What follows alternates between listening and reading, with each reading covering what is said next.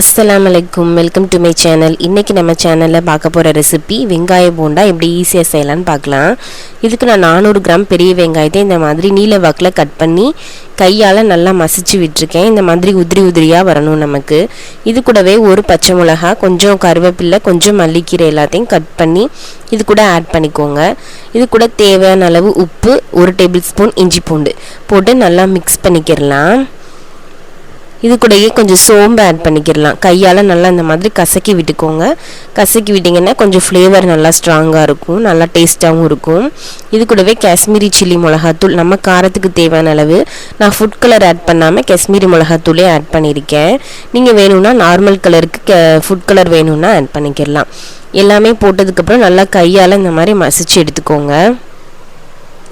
இந்த மாதிரி உதிரி உதிரியாக நமக்கு கிடைக்கும். பார்க்குறதுக்கே ரொம்ப கலர்ஃபுல்லாக இருக்கும்.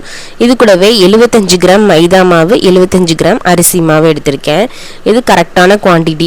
இதுக்கு ரொம்ப நம்ம மாவு எக்ஸ்ட்ரா ஆட் பண்ணிட்டோன்னா ரொம்ப கல் மாதிரி ஆயிரும். கரெக்டான குவான்டிட்டி போட்டால் நல்லா சாஃப்டாக கிடைக்கும் நமக்கு. ரெண்டுமே 75 கிராம் ஆட் பண்ணிக்கோங்க. நல்லா கையை வச்சு தண்ணி லைட்டாக எதுவும் தொளிச்சிடாமல் கையை வச்சு ஃபஸ்ட்டு அந்த வெங்காயத்தில் இருக்கிற ஈரப்பதத்தோடையும் நல்லாவே மிக்ஸ் பண்ணிக்கோங்க. நமக்கு தண்ணி தேவைப்படுற நேரத்தில் கொஞ்சமாக தண்ணி தொளிச்சு இந்த மாதிரி மிக்ஸ் பண்ணிக்கோங்க. ஸ்டார்டிங்லேயே ரொம்ப தண்ணி எதுவும் யூஸ் பண்ணிடாதீங்க. இந்த மாதிரி ஓரளவுக்கு பக்கோடா பொசிஷனுக்கு வர அளவுக்கு நல்லா இந்த மாதிரி உதுத்து விட்டுக்கோங்க. இது கூடவே நல்லா மிக்ஸ் பண்ணதுக்கப்புறம் 2 டேபிள் ஸ்பூன் ஆயில் ஆட் பண்ணிக்கோங்க. நல்லா நம்ம போண்டா போடுறதுக்கு கொஞ்சம் ஈஸியாக இருக்கும். உப்பு செக் பண்ணிக்கோங்க, தேவைன்னா எக்ஸ்ட்ரா போட்டுக்கோங்க. இப்போ மாவு ரெடி ஆகிடுச்சு. ஒரு 5 மினிட்ஸ் ரெஸ்ட்டு விட்டுக்கோங்க.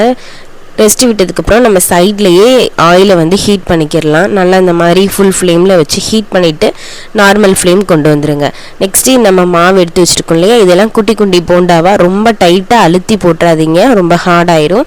நார்மலாக ஓரளவுக்கு கொஞ்சம் ஜென்டிலாகவே இந்த மாதிரி உருண்டைகளாக நம்ம உருட்டி போட்டோன்னா ரொம்பவே டேஸ்ட்டாக உள்ளவும் வெந்திருக்கும், டேஸ்ட்டாகவும் இருக்கும், ரொம்ப ஹார்டாக இருக்காது. கண்டிப்பாக வீட்டில் ட்ரை பண்ணி பாருங்கள்.